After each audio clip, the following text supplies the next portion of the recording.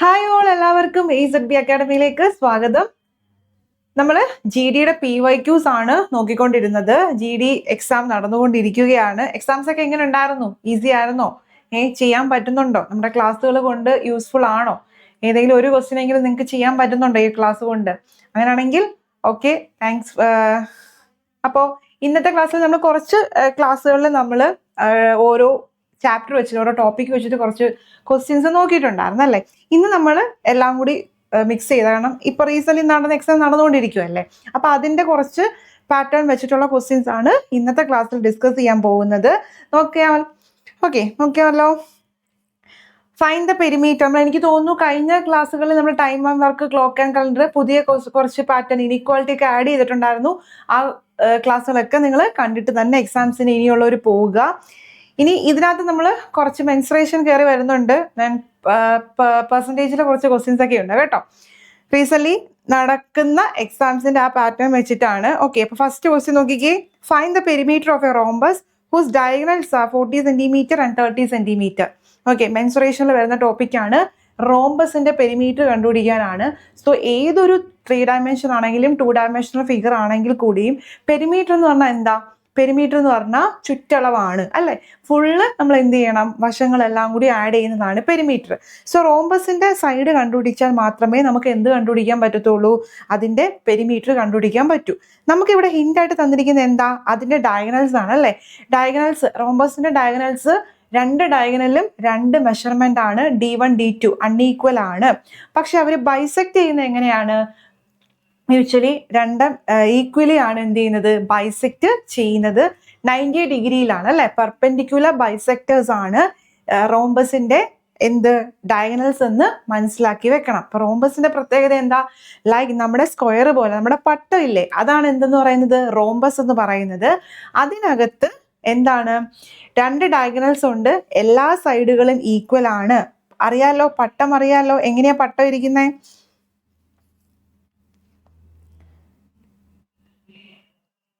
ഇങ്ങനെയാണ് നമ്മുടെ പട്ടം ഇരിക്കുന്നത് അല്ലേ. അപ്പം ഈ പട്ടത്തിനകത്ത് എന്താണ്? 4 വശമുണ്ട്, 4 വശവും ഈക്വൽ ആണ്. ഇതെല്ലാം ഈ സൈഡ് എല്ലാം എന്താണ്? ഈക്വൽ ലെങ്ത് ആണ്. ഇതിന്റെ ഡയഗണൽസ് എന്ന് പറയുമ്പോൾ ഇത് രണ്ടുമാണ് ഇതിന്റെ ഡയഗണൽസ് ആയിട്ട് വരിക. അതിൽ ഒരു ഡയഗണൽ എന്താണ്? 40 ആണ് അല്ലേ. അപ്പോൾ ഈക്വലി ബൈസെക്ട് ചെയ്യും. ഇപ്പൊ ടോട്ടല് 40 ആണെങ്കിൽ ഇത് 20ഉം ഇത് 20ഉം ആയിരിക്കും. ദെൻ 30 സെന്റിമീറ്റർ ആണ് അടുത്ത ഡയഗണൽ. അപ്പൊ അതെന്താണ്? 15 ആയിരിക്കും. ആൻഡ് ഓൾസോ ഇത് എന്താണ്? മ്യൂച്വലി ആണ് എന്ത് ചെയ്യുന്നത്? പെർപെൻഡിക്കുലർ ബൈസെക്ട് ചെയ്യുന്നത്. അപ്പൊ നിങ്ങൾ നോക്കിക്കേ, ഈ ഒരു ട്രയാങ്കിൾ കൺസിഡർ ചെയ്യുവാണെങ്കിൽ ഇതൊരു 90 ഡിഗ്രി റൈറ്റ് ട്രയാങ്കിൾ ആണ്. അതിൽ 90 ഡിഗ്രി ഇവിടെ അല്ലേ വരുന്നത്. സോ 90 ഡിഗ്രിക്ക് ഓപ്പോസിറ്റ് വരുന്ന എന്താണ്? അതിന്റെ ഹൈപ്പോട്ടന്യൂസ് അല്ലെങ്കിൽ കർണമാണ്. അപ്പൊ കർണം നമ്മൾ എങ്ങനെ കണ്ടുപിടിക്കുന്നത്? ആ കർണം എന്ന് പറയുന്നതാണ് ഈ റോംബസിന്റെ സൈഡ് ആയിട്ട് വരിക. സോ ഹൈപ്പോട്ടന്യൂസ് എന്ന് പറയുന്നത് എന്താണ്? ഹൈപ്പോട്ടന്യൂസ് എന്ന് പറയുന്നത് root of base square plus altitude square അല്ലേ. സോ 20ന്റെ സ്ക്വയർ പ്ലസ് 15ന്റെ സ്ക്വയർ. ഓക്കെ അല്ലേ. അപ്പൊ 400ഉം 225ഉം 400 200 എത്രടാ? 625 ആണ്. സോ എന്ത് വരും? 25 ആയിരിക്കും നമുക്ക് ഹൈപ്പോട്ടന്യൂസ് എന്ന് പറഞ്ഞാൽ. ഇത് 25, ഇത് 25, ഇതും 25, ഇതും എന്താണ്? 25. സോ പെരിമീറ്റർ നിങ്ങൾ പറഞ്ഞേ. പെരിമീറ്റർ എന്ന് പറഞ്ഞാൽ എന്താ? 25 × 4, 25 × 4 100 സെന്റിമീറ്റർ ആയിരിക്കും എന്ത് വരിക?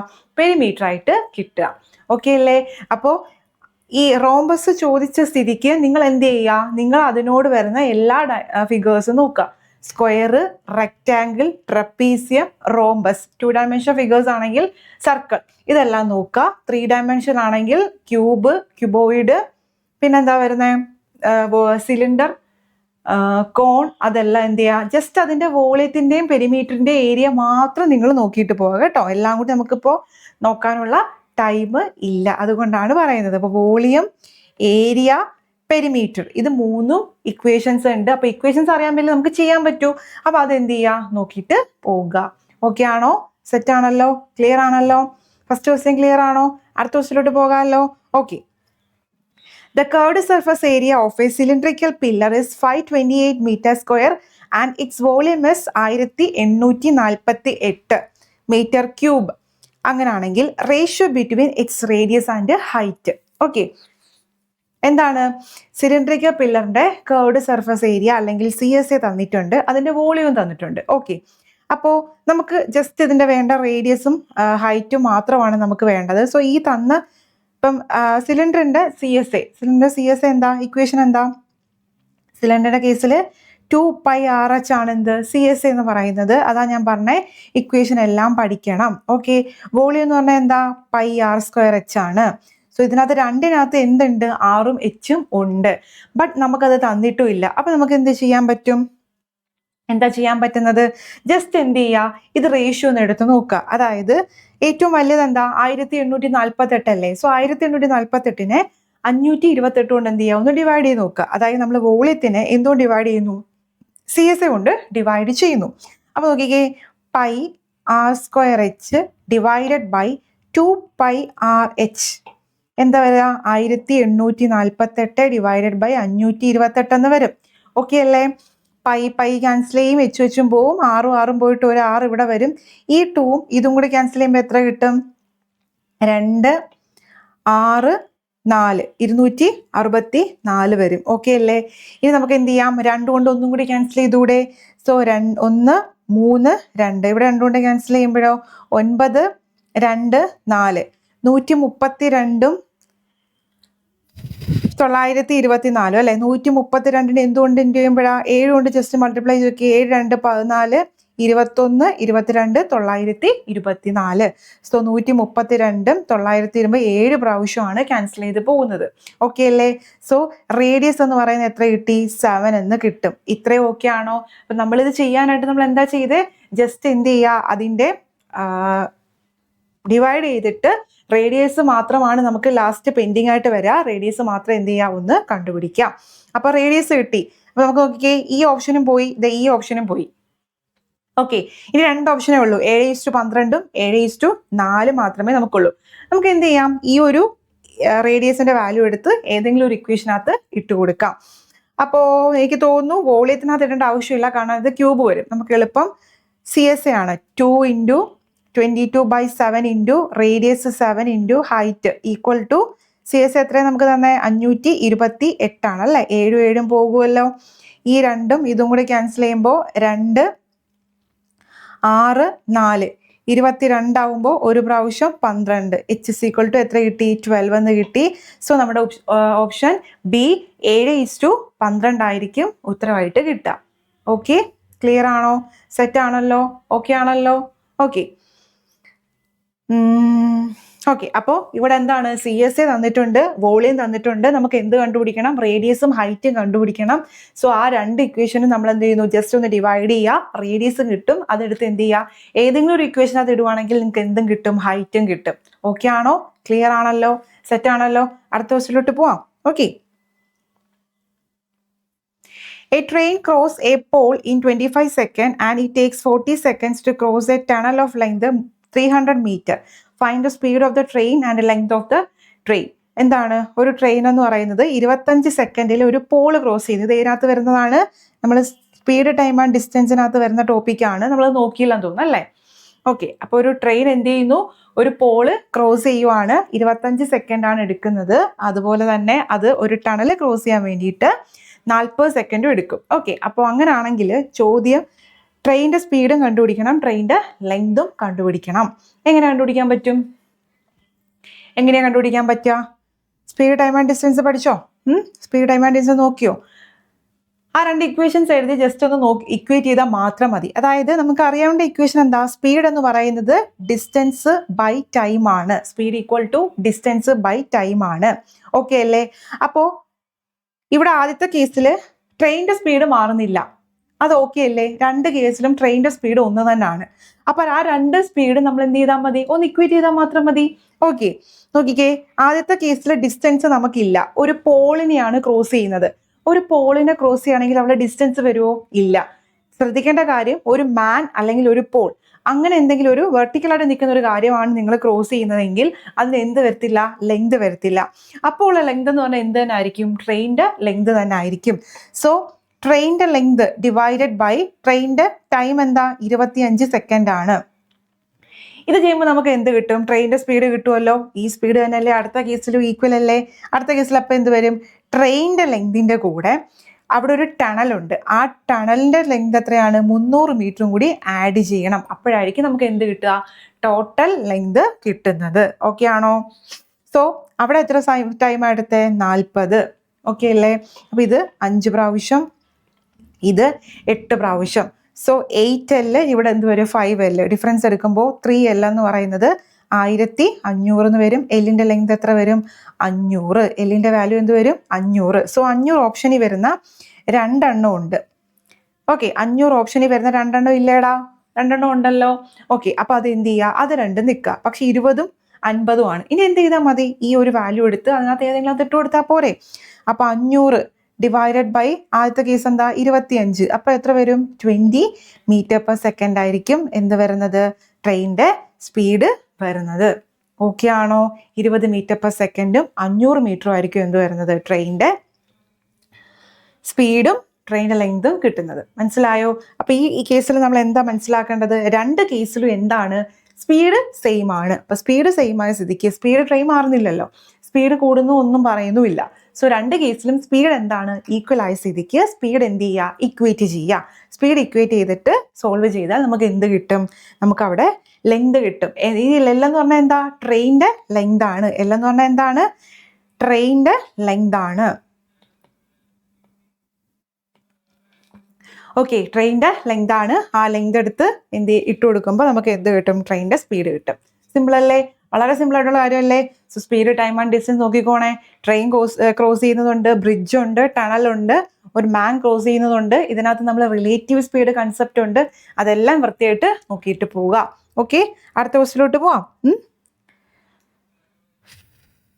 അടുത്ത ക്വസ്റ്റ്യൻ നോക്കിക്കേ. What is the smallest natural number by which ഒരു നമ്പർ തന്നിട്ടുണ്ട് അല്ലേ? 217,800. ഓക്കെ, അത് എന്ത് ചെയ്യണം? Must be multiplied so that the product is a perfect square കിട്ടണം. അതായത് ഈ ഒരു നമ്പറിനെ ഏതോ ഒരു നമ്പർ കൊണ്ട് മൾട്ടിപ്ലൈ ചെയ്താൽ ആ പ്രോഡക്റ്റ് എന്ന് പറയുന്നത് എന്തായിരിക്കണം? ഒരു പെർഫെക്റ്റ് സ്ക്വയർ ആയിരിക്കണം. ആ നമ്പറാണ് നമുക്ക് എന്ത് ചെയ്യേണ്ടത്? കണ്ടുപിടിക്കേണ്ടത്. അപ്പോൾ ഇങ്ങനൊരു ക്വസ്റ്റ്യൻ വന്നാൽ നിങ്ങൾ എങ്ങനെയാണ് ചെയ്യുന്നത്? ആദ്യം നമ്മൾ എന്ത് ചെയ്യുക? ഇതിനെ ഫാക്ടറൈസ് ചെയ്താണ് കണ്ടുപിടിക്കുന്നത്. അപ്പോൾ ഇവിടെ നമുക്ക് ഫുൾ നമ്പർ എടുത്ത് ഫാക്ടറൈസ് ചെയ്യേണ്ട കാര്യമില്ല. കാരണം അവസാനം 2 100 100 എന്ന് പറഞ്ഞാൽ it is a perfect square. 10ന്റെ സ്ക്വയർ അല്ലേ? സോ അത് നമുക്ക് അങ്ങോട്ട് മാറ്റി വെക്കാം. അത് നമ്മൾ 2 പാർട്ടായിട്ട് ചെയ്യാം അല്ലേ? ഒന്ന് 2178 വേറെയും 100 വേറെ ആയിട്ടും എഴുതാം. കാരണം 100 എന്താണ്? പ്രോഡക്റ്റ് എടുക്കുമ്പോൾ 100 ഓൾറെഡി 10ന്റെ സ്ക്വയർ ആണ്. സോ അതിനകത്ത് നമുക്ക് പ്രത്യേകം എഴുതേണ്ട ആവശ്യമില്ല. നമ്മൾ ഫാക്ടറൈസ് ചെയ്യുമ്പോൾ 2178 എന്ത് ചെയ്യുക? ഫാക്ടറൈസ് ചെയ്യുക. 2 കൊണ്ട് ഫാക്ടറൈസ് ചെയ്യാമല്ലോ. 1089. അപ്പോൾ 8 1 9 അല്ലേ? അപ്പോൾ 3ന്റെ മൾട്ടിപ്പിൾ ആണല്ലോ. സോ 3 കൊണ്ട് വീണ്ടും ക്യാൻസൽ ചെയ്യാം. പ്രോഡക്റ്റ് ചെയ്യുമ്പോൾ 3 6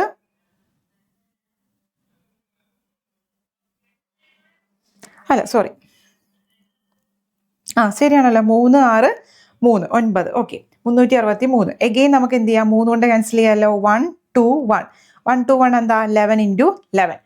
അപ്പോൾ ഇനി നമുക്ക് ക്യാൻസൽ ചെയ്യാൻ പറ്റൂലല്ലോ. അപ്പോൾ 2178 നമുക്ക് എങ്ങനെയാണ് ക്യാൻസൽ പ്രോഡക്റ്റ് ചെയ്യാൻ പറ്റുന്നത്? 2 × 3 × 3 × 11 × 11 എന്നാണ് അതിൻ്റെ ഫാക്ടറൈസേഷൻ വരുന്നത്. 2 × 3 × 3 × 11 × 11 ഇതാണ് നമ്മുടെ ഫാക്ടറൈസേഷൻ വരുന്നത്. അപ്പം നമ്മൾ ഈ പെർഫെക്റ്റ് സ്ക്വയർ ആയിട്ട് എഴുതണമെങ്കിൽ 2 വട്ടം നമ്പേഴ്സ് വരണ്ടേ? ഇപ്പോൾ 11 × 11 എന്താ? 121. അതൊരു പെർഫെക്റ്റ് സ്ക്വയർ ആണ്. 3 × 3 എന്താ? ഒരു പെർഫെക്റ്റ് സ്ക്വയർ ആണ്. അപ്പോൾ ഇവിടെ നമുക്ക് 2 മാത്രമാണ് എന്ത് ചെയ്യുന്നത്? ഒറ്റയ്ക്ക് നിൽക്കുന്നത്. അപ്പം ഞാനൊരു 2 കൊണ്ട് മൾട്ടിപ്ലൈ ചെയ്താൽ അതെന്താകും? ഒരു പെർഫെക്റ്റ് സ്ക്വയർ ആകും. സോ ഇവിടെ നമുക്ക് മൾട്ടിപ്ലൈ ചെയ്യേണ്ട നമ്പർ എന്താണ്? 2 ആണ് നമ്മുടെ ഉത്തരവായിട്ട് കിട്ടുക. എങ്ങനെ വന്നതെന്ന് മനസ്സിലായോ? കാരണം ഒരു പെർഫെക്റ്റ് സ്ക്വയർ എന്ന് പറഞ്ഞാൽ 2 പ്രാവശ്യം എന്ത് ചെയ്യണം? ആ നമ്പർ അതിനകത്ത് വരണം. അങ്ങനെയല്ലേ വരുന്നത്? സോ ഇവിടെ 11 2 പ്രാവശ്യമുണ്ട്, 3 2 പ്രാവശ്യമുണ്ട്. 2 എന്ന് പറയുന്ന നമ്പർ ഒരു പ്രാവശ്യം വരൂ. സോ ആ നമ്പറും കൂടി ഒരു പ്രാവശ്യം എഴുതുവാണെങ്കിൽ നമുക്കത് എന്തായിട്ട് എഴുതാം? പെർഫെക്റ്റ് സ്ക്വയർ ആയിട്ട് എഴുതാം. ഈ നമ്പർ ഇടേണ്ട കാര്യമില്ല. ബിക്കോസ് അതെന്താണ്? 10ന്റെ സ്ക്വയർ ആണ്. ഓക്കെ, അത് 10ന്റെ സ്ക്വയർ ഓൾറെഡി ആണ്. അതുകൊണ്ട് അത് നമ്മൾ മാറ്റി നിർത്തി. ഇൻ കേസ് അത് അങ്ങനെ വന്നില്ലായിരുന്നുവെങ്കിൽ നമ്മൾ ആ നമ്പറും കൂടെ ചേർത്ത് വേണം. സപ്പോസ് ഈ നമ്പർ എന്ന് പറയുന്നത് 27822 ഇങ്ങനെ ആയിരുന്നുവെങ്കിൽ നമ്മൾ ആ മൊത്തത്തിലുള്ള നമ്പർ എടുത്തിട്ടാണ് എന്ത് ചെയ്യുന്നത്? ഫാക്ടറൈസേഷൻ ചെയ്യുന്നത്. കേട്ടോ, അത് ഓർമ്മ വേണേ. ഓക്കെ ആണല്ലോ? സെറ്റ് ആണല്ലോടാ? ഓക്കെ, അടുത്ത question. A car covers a particular distance in 3 hours with the speed of 54 km per hour. If the speed is increased by 27 km per hour, the time taken by the car to cover the same distance will be. എന്താണ്, ഒരു car ഒരു distance cover ചെയ്യാൻ വേണ്ടിയിട്ട് എത്ര മണിക്കൂർ എടുക്കുന്നത്? 3 മണിക്കൂറാണ്. കാറിന്റെ സ്പീഡ് 54 km per hour ആണ്. Speed is increased by 27 km per hour. Speed എന്ത് ചെയ്യുന്നു? 27 km per hour കൂടി കൂട്ടുന്നു. അങ്ങനെയെങ്കിൽ ആ കാറ് എടുത്ത സമയം കണ്ടുപിടിക്കണം. ടൈമാണ് കണ്ടുപിടിക്കേണ്ടത്. സെയിം ഡിസ്റ്റൻസ് ആണ്. ഡിസ്റ്റൻസ് എന്താണ്? സെയിം ആണ്. അപ്പോൾ സെയിം ഡിസ്റ്റൻസ് ആണെങ്കിൽ എങ്ങനെയാ വരിക? ഡിസ്റ്റൻസ് കണ്ടുപിടിക്കണ്ടേ നമുക്ക്? ഡിസ്റ്റൻസ് നമുക്ക് കണ്ടുപിടിക്കണമല്ലോ. ഓക്കെ,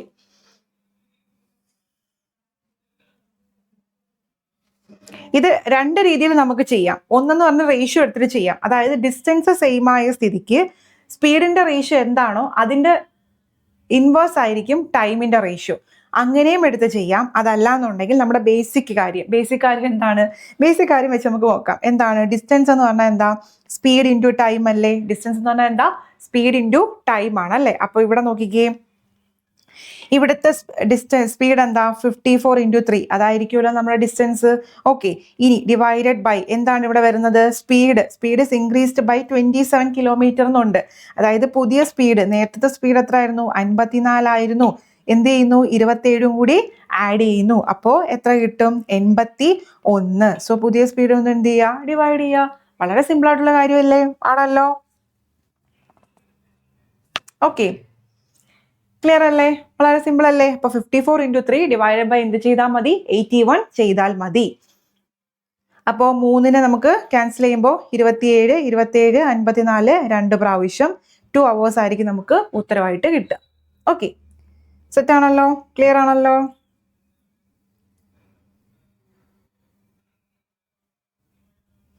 ഓക്കെ, അടുത്ത ക്വസ്റ്റ്യനിലോട്ട് പോവാം.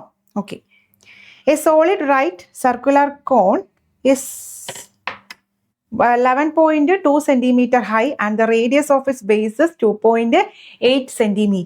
If the cone is melted and recast into sphere, then what will be the diameter of the sphere? എന്താണ്? മെൻസുറേഷനിലെ ക്വസ്റ്റ്യൻ ആണ്.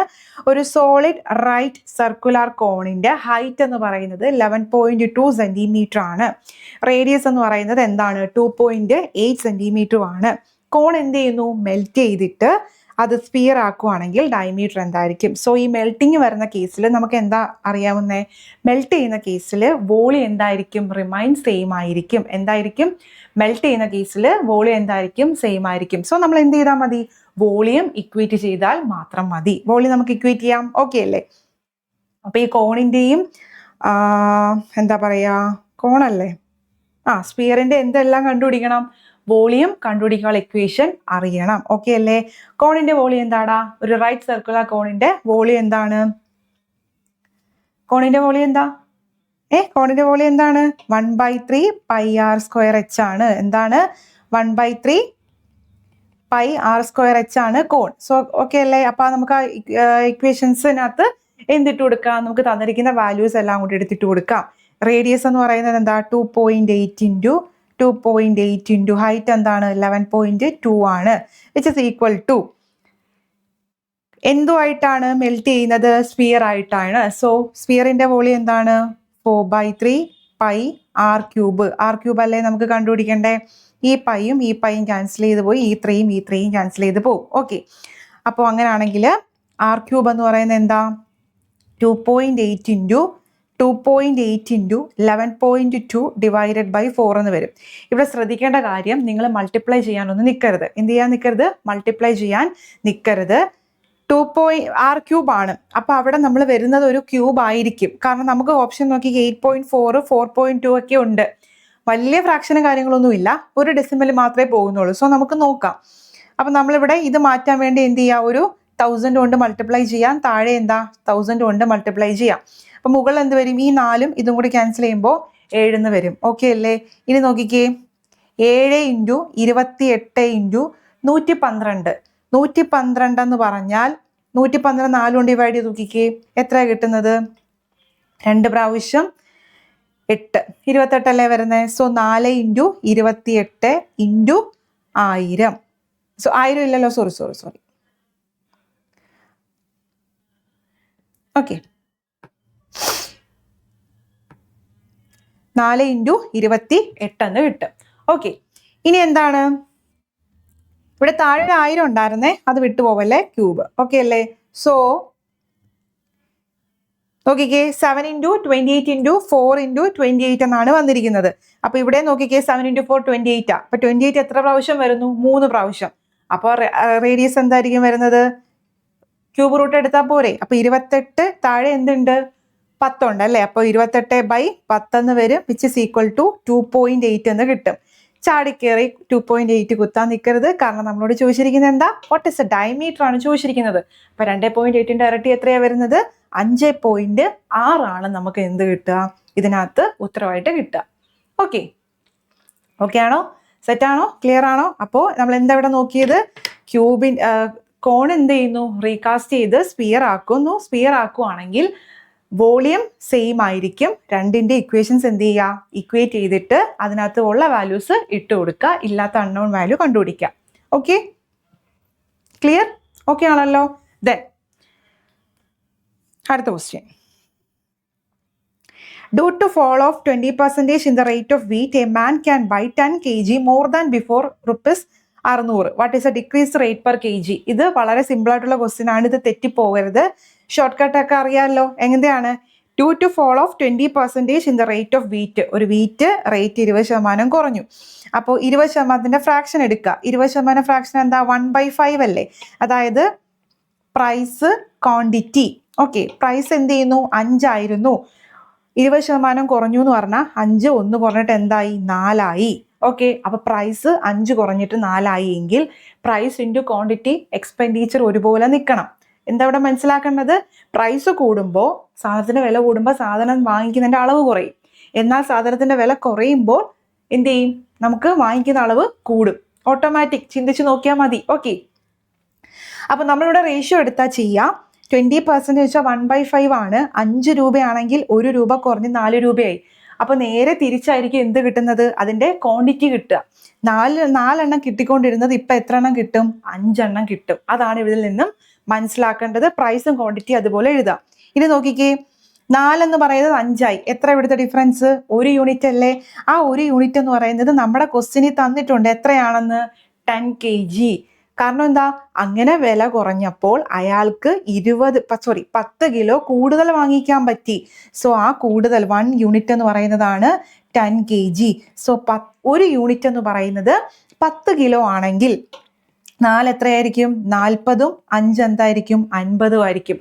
അതായത് അയാൾക്ക് നേരത്തെ 40 കിലോ കിട്ടുമെങ്കിൽ ഇപ്പൊ അയാൾക്ക് എത്ര ആയിരിക്കും കിട്ടുക? 50 കിലോ കിട്ടും. പ്രൈസ് എന്ത് ചെയ്തു? കുറഞ്ഞു. വില കുറയുമ്പോൾ സാധനങ്ങൾക്ക് എന്ത് ചെയ്യും? ക്വാണ്ടിറ്റി കൂടുതൽ കിട്ടും. ഓക്കെ അല്ലേ? അപ്പോൾ നമ്മളോട് ചോദിച്ചിരിക്കുന്ന ഡിക്രീസ്ഡ് റേറ്റ് പെർ kg, വില കുറഞ്ഞതാണ് നമുക്ക് വേണ്ടത് അല്ലേ? വില കുറഞ്ഞ വാല്യൂ ആണ് നമുക്ക് വേണ്ടത്. അപ്പൊ എങ്ങനെയാ കണ്ടുപിടിക്കുക? 600 രൂപയായിരുന്നു ടോട്ടൽ കയ്യിലുള്ളത് അല്ലേ? വില കുറഞ്ഞപ്പോൾ ഉള്ള വാല്യൂ ആണ് നമുക്ക്. ഡിക്രീസ്ഡ് റേറ്റാ വേണ്ടേ? 5 രൂപ 4 രൂപയെ കുറഞ്ഞില്ലേ? ആ 4 രൂപയായിട്ട് കുറഞ്ഞപ്പോൾ നമുക്ക് എത്ര കിലോ സാധനം കിട്ടി? 50 കിലോ സാധനം കിട്ടിയോ? അങ്ങനാണെങ്കിൽ 600 രൂപ നിങ്ങളുടെ കയ്യിലുണ്ട് ടോട്ടല്. 50 കിലോ ആണ് ടോട്ടൽ കിട്ടിയത്. അങ്ങനെയാണെങ്കിൽ 1 കിലോയുടെ വാല്യൂ എത്രയായിരിക്കും? 600/50. അപ്പൊ എത്ര കിട്ടും? 12. എത്രയായിരിക്കും ഉത്തരം വരിക? ഓപ്ഷൻ സി 12 ആയിരിക്കും ഉത്തരം കിട്ടുക. മനസ്സിലായോ? ക്ലിയർ ആയോ? അപ്പൊ ഇത് വളരെ നല്ലൊരു ക്വസ്റ്റ്യൻ ആണ്, ഇത് തെറ്റിക്കരുത്. 20% ഫോള് വരുക എന്ന് പറഞ്ഞാൽ ഫ്രാക്ഷൻ എടുക്കുക. 5 രൂപയാണെങ്കിൽ അത് എന്തായിട്ട് മാറി? 4 രൂപയായിട്ട് മാറി. അപ്പൊ തിരിച്ചെന്താ? 4 രൂപയെന്ന് പറഞ്ഞാൽ എന്താകും? 5 രൂപയായിട്ട് 4 എണ്ണം കിട്ടിക്കൊണ്ടിരുന്നത് ഇപ്പൊ എന്താവും? 5 എണ്ണമായിട്ട് കിട്ടും. സോ അതിന്റെ ഡിഫറൻസ് എന്ന് പറയുന്നതായിരിക്കും അവിടെ തന്നിരിക്കുന്ന കൂടുതൽ അല്ലെങ്കിൽ കുറവ്. 2 കേസും വരാം. ഓക്കെ, അപ്പോൾ നമുക്ക് ഇവിടെ തന്നിരിക്കുന്നത് കൂടുതലാണ്, 10 കിലോ. സോ നേരത്തെ 4 യൂണിറ്റ്, ഇപ്പോൾ 5 യൂണിറ്റ്. ഡിഫറൻസ് എത്ര? 1 യൂണിറ്റ്. ആ 1 യൂണിറ്റ് ആണ് എന്ത്? 10. 1 യൂണിറ്റ് 10 ആണെങ്കിൽ 4 യൂണിറ്റ് 40, 5 യൂണിറ്റ് 50 ആയില്ലേ? അതായത് വില കുറഞ്ഞതിന് ശേഷം നിങ്ങൾക്ക് 50 കിലോ സാധനം കിട്ടും. നിങ്ങളുടെ കയ്യിൽ 600 രൂപയുണ്ട്. സോ 600നെ എന്ത് ചെയ്യുക? 50 കിലോ ഡിവൈഡ് ചെയ്യുമ്പോൾ 1 കിലോയുടെ വാല്യൂ പ്രൈസ് എന്താണോ അത് കിട്ടും. ഇനി ഡിക്രീസ്ഡ് അല്ല, നേരത്തെ പ്രൈസ് ആയിരുന്നെങ്കിൽ നിങ്ങൾ എന്തുകൊണ്ട് ഡിവൈഡ് ചെയ്യണം? 600നെ 40 കൊണ്ട് ഡിവൈഡ് ചെയ്യണം. ഓക്കെ, ക്വസ്റ്റ്യൻ ശ്രദ്ധിക്കണം. ഇവിടെ ഡിക്രീസ് ആയതുകൊണ്ടാണ് നമ്മൾ സെക്കൻഡ് കേസ് എടുത്തത്. ഓക്കെ, സെറ്റ് ആണല്ലോ? ക്ലിയർ ആണല്ലോ? അടുത്ത ക്വസ്റ്റ്യനിലോട്ട് പോവാം. Okay, The sum of the present ages of father and son is 60. 5 years ago, the age of the father was 4 times that of the son. Then what will be the age of the son now? എന്താണ്? ഇപ്പൊ അച്ഛൻ്റെയും മകൻ്റെ വയസ്സ് എത്രയാണ്? 60. 5 വർഷങ്ങൾക്ക് മുന്നേ ഫാദറിൻ്റെയും സണ്ണിൻ്റെയും വയസ്സ് 5 വർഷങ്ങൾക്ക് മുന്നേ ഫാദറിൻ്റെയും സണ്ണിൻ്റെയും വയസ്സെന്ന് പറയുന്നത് 4 ടൈംസ് ആണ് അല്ലേ? അപ്പം മകൻ്റെ വയസ്സ് 1 ആണെങ്കിൽ അച്ഛൻ്റെ വയസ്സ് എന്താണ്? 4 ആണ്. ഇത് എത്ര വർഷം മുമ്പേ ഉള്ള കാര്യമാണ്? 5 വർഷം മുമ്പേ ഉള്ള കാര്യമാണ്. അപ്പൊ ഇപ്പൊ അവരുടെ വയസ്സ്, രണ്ടുപേരുടെ വയസ്സ് കൂട്ടുമ്പോൾ 60 ആണ്. 5 വർഷം മുമ്പ് ഞാൻ പോവുക, 5 വർഷം മുന്നേ ഞാൻ പോവുകയാണെങ്കിൽ രണ്ടുപേർക്കും എന്താണ്? 5 വയസ്സ് വെച്ച് കുറയുന്നില്ലേ? ആണോ? ബാക്കിലോട്ട് പോയാൽ മതി. ഇപ്പോൾ രണ്ടുപേർക്കും 60, ഇപ്പൊ രണ്ടുപേരുടെ വയസ്സ് കൂട്ടുമ്പോൾ 60 ആണ്. 5 വർഷങ്ങൾക്ക് പിറകിലോട്ട് പോകുമ്പോൾ രണ്ടുപേർക്കും 5 വയസ്സ് വെച്ച് കുറയും. സോ 5 5 10 വയസ്സ് ടോട്ടൽ കുറയത്തില്ലേ? അപ്പൊ അവരുടെ സമ്മ എന്ത് വരും? 5 വർഷം മുമ്പ് അവരുടെ സമ്മ എന്തായിരിക്കും? 50 ആയിരിക്കില്ലേ? 60 രണ്ടുപേർക്കും 5 5 10 വെച്ച് കുറയ്ക്കുവാണെങ്കിൽ 50 കിട്ടൂലേ? ആണല്ലോ. സോ 5 വർഷം മുന്നുള്ള റേഷ്യോ എന്താണ്? 4 1 അല്ലേ? 4 1 ടോട്ടൽ എന്താ? 5 അല്ലേ? 5 എന്ന് പറയുന്നത് 50 ആണെങ്കിൽ ഒരു യൂണിറ്റ് എത്ര? 10 ആകൂലേ? സോ 4 എന്ന് പറയുന്നത് 40ഉം 1 എന്ന് പറയുന്നത് 10ഉം ആയിരിക്കും. ഇതെന്താണ്? 5 വർഷം മുന്നേ ഉള്ള കണക്കല്ലേ? ഇപ്പോഴത്തെ ഏജ് ആണ്, സണ്ണിന്റെ ഇപ്പോഴത്തെ ഏജാണ് ചോദിച്ചിരിക്കുന്നത്. സോ ഇപ്പോഴത്തേക്ക്, അതായത് 5 വർഷം പിന്നിട്ട് വാ. അപ്പൊ എന്ത് കിട്ടും? 5 വയസ്സും കൂടി കൂടും. സണ്ണിന്റെ ഏജ് എന്ത് കിട്ടും? 15. എന്ത് കിട്ടും? 15. ഓക്കെ ആണോ? ക്ലിയർ ആണോ? സെറ്റ് ആണോടാ? ഓക്കെ ആണോ? അപ്പൊ എന്താണ്? 5 വർഷം മുന്നേ ഉള്ള കാര്യമാണ് ചോദിച്ചിരിക്കുന്നത്. സോ ടോട്ടലിൽ നിന്നും രണ്ടുപേർക്കും 5 വയസ്സ് വെച്ച് കുറയും. സോ 10 ആണ് ടോട്ടൽ കുറയുക. അത് 10 എന്ത് ചെയ്യുക? ആ സമ്മിൽ നിന്ന് കുറയ്ക്കുക. ഓക്കെ, ആ സമ്മിൽ നിന്ന് കുറയ്ക്കുമ്പോൾ 50 കിട്ടും. അപ്പൊ നമുക്ക് റേഷ്യോ ഉണ്ട് അല്ലേ? 4 1 ഉണ്ട്, 5 ആണ് ടോട്ടല്. 5 50 ആണെങ്കിൽ ഒരു യൂണിറ്റ് എത്ര ആയിരിക്കും? 10. സോ അവരുടെ ഏജസ് എന്തായിരിക്കും? 4ഉം 10ഉം ആയിരിക്കും. ഓക്കെ ആണോ? ക്ലിയർ ആണല്ലോ? അടുത്ത ക്വസ്റ്റിലോട്ട് പോവാം. റേഷ്യോയിലെ ക്വസ്റ്റ്യൻ ആണ്. A:B എന്ന് പറയുന്നത് 2:3, B:C എന്ന് പറയുന്നത് 6:7, C:D എന്ന് പറയുന്നത് 14:3 ആണെങ്കിൽ ABCD. സിമ്പിൾ അല്ലേ? റേഷ്യോ എങ്ങനെ നമ്മൾ ഈക്വൽ ആക്കാൻ നോക്കുന്നത്? ABCD 4 എന്ത് ചെയ്യുക? നിരത്തി എഴുതുക. തന്നിരിക്കുന്ന ഡേറ്റ് അതുപോലെ എഴുതുക അല്ലേ? 2:3. അടുത്ത എന്താണ്? 6:7. അടുത്ത എന്താണ്? 14:3. ഓക്കെ. സോ നമ്മൾ എന്താ ചെയ്യുന്നത്? ഫസ്റ്റ് റോയിൽ നോക്കുമ്പോൾ ഇവിടെ ബ്ലാങ്ക് ആയിട്ട് കിടക്കുക, അടുത്തുള്ള ആൾക്ക് കൊടുക്കുക. ഇവിടെ ബ്ലാങ്ക് ആയിട്ട് എടുക്കുക, അടുത്തുള്ള ആൾക്ക് കൊടുക്കുക. ഇവിടെ ബ്ലാങ്ക് ആയിട്ട് കിടക്കുക, സൈഡിലുള്ള ആളുടെ എഴുതുക. ഇവിടെയും ബ്ലാങ്ക് ആയിട്ട് കിടക്കുക, സൈഡിലുള്ള ആളെ എഴുതുക. ഓക്കെ അല്ലേ? ഇനി എന്ത് ചെയ്യുക? മൊത്തത്തിൽ കൂടെ ക്ലബ് ചെയ്താൽ പോരെ? അപ്പൊ നിങ്ങൾ ടോട്ടൽ എന്ത് ചെയ്യുക? മൾട്ടിപ്ലൈ ചെയ്യാൻ നിൽക്കണ്ട. കട്ട് ചെയ്ത് പോകാനുണ്ടെങ്കിൽ കട്ട് ചെയ്ത് പോകാം. ഈ 3 ഈ 3 ഈ 3, ഇവിടെ ഒരു 3 ഇല്ലേ? 2 വരും. ഓക്കെ അല്ലേ? 7 7, ഇവിടെ എന്ത് വരും? 2 വരും. ഇവിടെ എന്ത് വരും? 2 വരും. ഇനി വല്ലതും കട്ട് ചെയ്ത് പോകാനുണ്ടോ? 2 എല്ലായിടത്തും ഇല്ല അല്ലേ? 3 എല്ലായിടത്തും ഇല്ല. സോ അത്രയേ ഉള്ളൂ കട്ട് ചെയ്യാൻ. 2 × 2 4, 4 × 2 എന്താ? 8, 6 × 2 12, 14 3. 8:12:14:3 ആണ് ഉത്തരം കിട്ടുക. Option C. ഇതറിയാലോ ഇത്? ഓക്കെ അല്ലേ? കുഴപ്പമില്ലല്ലോ. അതല്ലാന്നുണ്ടെങ്കിൽ നിങ്ങൾ മൾട്ടിപ്ലൈ ചെയ്ത് എഴുതണം. മറ്റേ 6 ആഗ് സ്നേക്ക് കണക്ക് 6 ആഗ് പാറ്റേൺ എഴുതിയിട്ട് മൾട്ടിപ്ലൈ ചെയ്താൽ മതി. പക്ഷെ മൾട്ടിപ്ലൈ ചെയ്യുമ്പോൾ വീണ്ടും അതിനെ ക്യാൻസൽ ചെയ്യണം. അതിൽ നല്ലത് ഒറ്റയടിക്ക് ഇവിടെ ക്യാൻസൽ ചെയ്യുന്നതാണ് കേട്ടോ. ഓക്കെ ആണല്ലോ? ക്ലിയർ ആണല്ലോ? ഇതൊക്കെ അറിയാവുന്നതല്ലേ? അറിയാവുന്നതാണോ? അറിയാത്തവർ പഠിച്ചോണേ. ഇതൊക്കെ വളരെ ബേസിക് ആയിട്ടുള്ള കാര്യങ്ങളാണ്. ചോദിച്ച് ഇപ്പൊ കഴിഞ്ഞ പരീക്ഷകളിൽ ചോദിച്ച ക്വസ്റ്റ്യൻസ് ആണ്. ഓക്കെ, അടുത്ത ക്വസ്റ്റ്യൻ. അപ്പോൾ ലാസ്റ്റ് ക്വസ്റ്റ്യൻ നോക്കിക്കേ. 3 numbers are in the ratio 2:3:5 and their LCM is 90. Find their HCF. നമുക്കറിയാം രണ്ട് നമ്പേഴ്സ് N1 N2 അവർക്ക് രണ്ടുപേർക്കും ഇടയിൽ H എന്ന് പറയുന്ന LCM ഉണ്ടെങ്കിൽ ആ നമ്പേഴ്സ് എങ്ങനെയാ വരുന്നത്? സം AH BH എന്നാണ് നമ്മൾ പഠിച്ചത്. കാരണം എന്തുകൊണ്ടാ? എക്സാമ്പിളൊക്കെ വെച്ച് പറയണോ? അതിനുള്ള ടൈം ഇല്ല. അതായത് നമുക്കിപ്പോൾ 3 വേണ്ട, ഇപ്പൊ 6 9 ഈ രണ്ട് നമ്പേഴ്സിന്റെ LCM അല്ലെങ്കിൽ HCF. ഓക്കെ, ഈ രണ്ട് നമ്പേഴ്സിന്റെ HCF എന്താ വരുന്നത്? രണ്ടിലും കോമൺ ആയിട്ട് വരുന്ന ഹയസ്റ്റ് നമ്പർ എന്താ? 3 ആണ് അല്ലേ?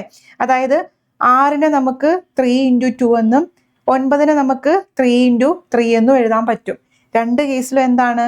3 കോമൺ ആണ് അല്ലേ? അതായത് H × ഒരു നമ്പർ, H × വേറൊരു നമ്പർ, H × A എന്നും H × B എന്നും ആണ് നമ്മൾ എഴുതുന്നത്. ആ രണ്ട് നമ്പേഴ്സും എന്താണ്? N1 N2 ആണെങ്കിൽ H ആണ് അവിടുത്തെ LCM എങ്കിൽ എന്താ വരുന്നത്? A ഇൻറ്റു എച്ച് എന്നും B ഇൻറ്റു എച്ച് എന്ന നമ്പർ എഴുതുക. അപ്പോൾ അവിടെ LCM എന്ന് പറയുന്നത് H ആണ്. ആ കോമൺ ആയിട്ട് വരുന്ന നമ്പർ ആണ് അവിടുത്തെ LCM. ഇനി HCF. LCM എന്താ ഇവിടെ വരിക? LCM എന്ന് പറയുന്നത് കോമൺ ആയിട്ട് വരുന്ന നമ്പർ 3 ഇൻറ്റു പിന്നെ വരുന്നത് എന്താ? 2 ഇൻറ്റു 3 ആയിരിക്കും. ഓക്കെ, 6ന്റെ 9ന്റെ LCM എന്താ? 18 അല്ലേ? നോക്കിക്കേ, 3 9, 9 ഇൻറ്റു 2 18. സോ AHും BHും ആണെങ്കിൽ ഇവിടെ LCM എന്താ വരുന്നത്? ABH എന്നാണ് വരിക.